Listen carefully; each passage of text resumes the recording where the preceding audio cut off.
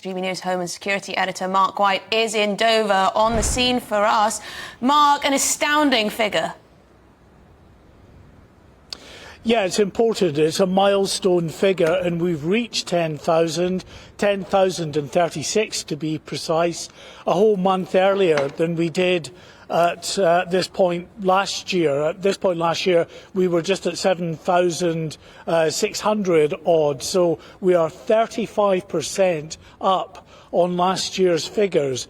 And that really indicates the difficulty that the government was probably going to be faced with in the months ahead as we get into flat calm conditions and many more small boats come across the English Channel, with, on the really calm days, up to 1,000 coming across on a single day. Well, this week we had 3 days of bad weather. It cleared up overnight, and that allowed for these small boats to push off from the shores of France to make that illegal journey across to the UK. And so far today, 3 small boats have made it across, carrying 154 people. The first boat was picked up by the Dover Lifeboat at first light this morning and brought into the harbour here in Dover with 43 people on board. Then the Border Force vessel Defender brought in another 45 people a couple of hours later, and then just now the Border Force vessel Volunteer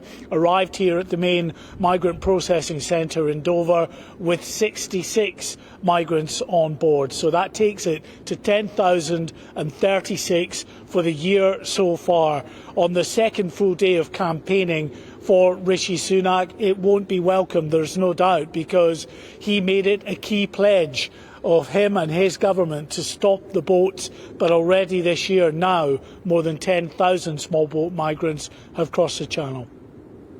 Mark, looking behind you, it looks like a picturesque scene. Flat water, sunshine.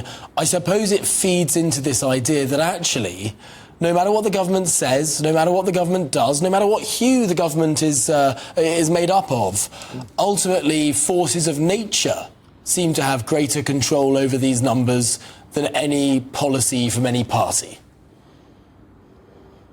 They absolutely do. It's a very good point. What I'll do, actually, is just step out of the way just now and allow our cameraman, Steve, to get a shot, as you queued it up, Tom, out into the channel. And you're right, it looks absolutely beautiful out there. It was choppy for a few hours overnight, though, because we'd had 3 days of bad weather, so it takes a while for the conditions in the channel to calm down, but they're going to calm down over the weekend. Sunday in particular, we're told, will be pretty much flat calm, so we're expecting significant numbers to come across on Sunday.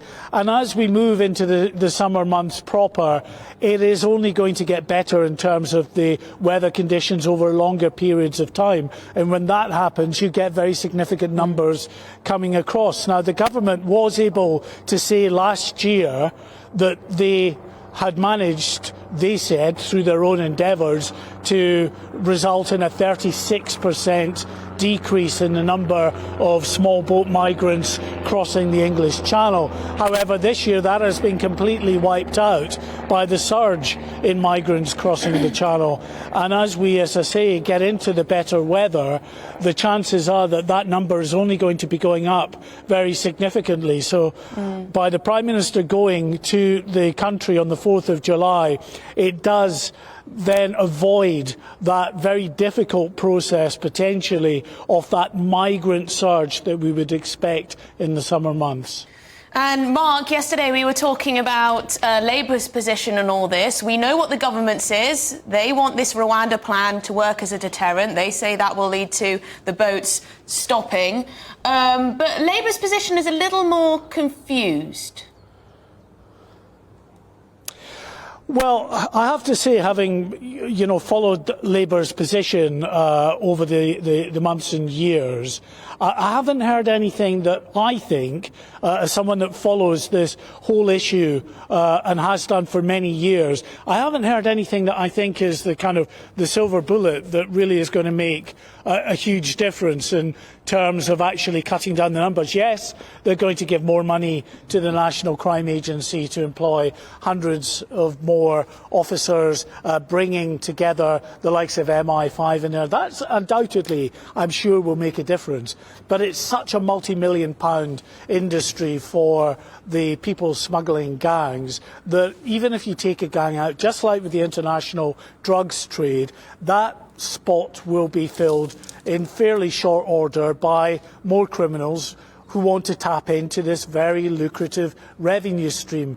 And apart from the likes of the money to the National Crime Agency, the Border Security Command, they're talking about speeding up the processing of those who are in the asylum system. Well, it's fine speeding up the processing, but then if you've reached a conclusion on whether someone can stay or go, if you want to get rid of them, how do you get rid of them if they come from countries, and there are many out there that are regarded as dangerous and dysfunctional, that you can't send these people back to? They haven't come up with anything that actually answers that direct question. To be fair to Rishi Sunak, he has, in the form of Rwanda, if it ever properly gets off the ground. And other countries now in Europe are looking at that very same potential third country issue as one way of getting over their particular migrant problems as well.